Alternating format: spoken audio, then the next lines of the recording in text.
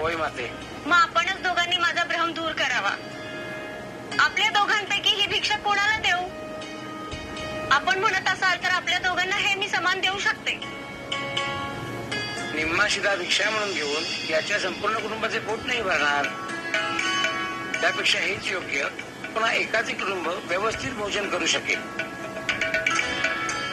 तेव्हा हे दान आपण शतानंद यालाच द्यावे. माझा नेम आहे माते, मी एकाच घरी प्रतिदिन भिक्षा मागतो. गेली 2 सप्ताह पुरेशी भिक्षा नाही मिळाली माते. तसेच आज झाले असे मी समजेल. जशी आपली इच्छा. नाही माते. त्यानंतर आपले हे शब्द मला आत्मज्ञान देऊन गेले आहे. माते, आपण ही भिक्षा दयानंदांना द्यावी.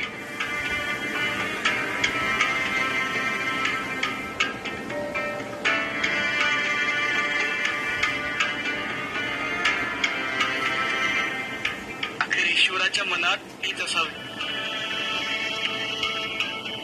परंतु माझ्या लेकरांना कसा सामोरं जाऊ?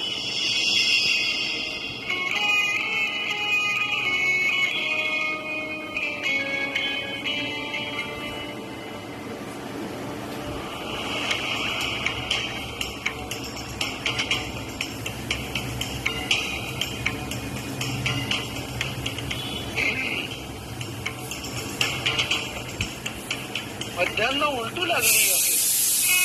भोजनाची काय व्यवस्था? भोजन काय म्हणाला? गुरुजींना लागली भूक आणि मलाही. तर कुठेतरी आपला किरकोळ भोजनाचा प्रबंध झाला असता तर. आपल्याला बोलावयास किती सहज आहे. प्रबंध करा म्हणे. घरात अन्नाचा एक दाणा नाही. आम्हीच भोजन कसे करायचे या विवंचनेत आहोत.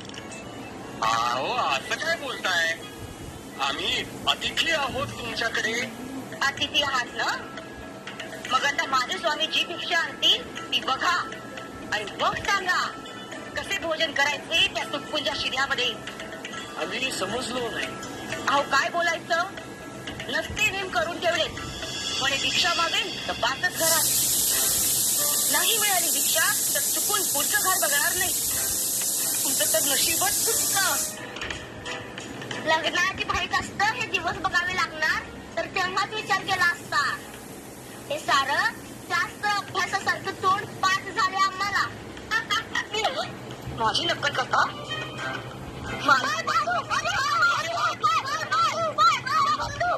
हो, भवती भिक्षा देही.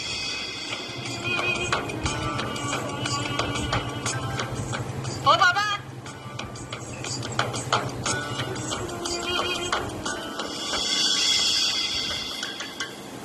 चलिए.